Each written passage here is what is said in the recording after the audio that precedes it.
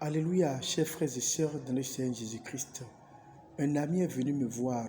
Il m'a dit qu'il a fait un songe et qu'il se trouvait devant un grand tribunal où il y avait des centaines et des milliers de personnes.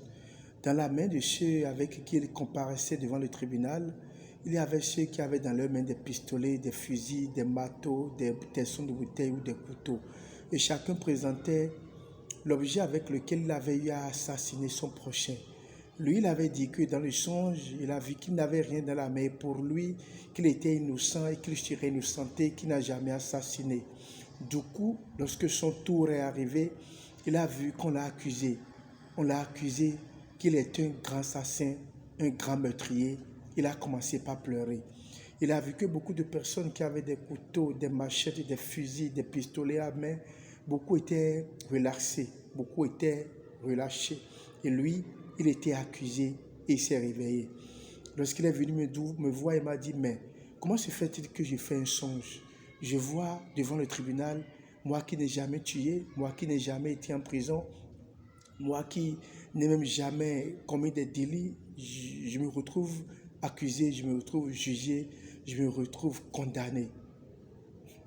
Chers frères et sœurs dans le Seigneur Jésus-Christ, c'est l'exemple de beaucoup de personnes aujourd'hui qui considèrent ceux qui ont tué, ceux qui ont commis des assassinats ou des meurtres, qui considèrent ceux-là comme des satans, comme des lucifériens, comme des machiavéliques.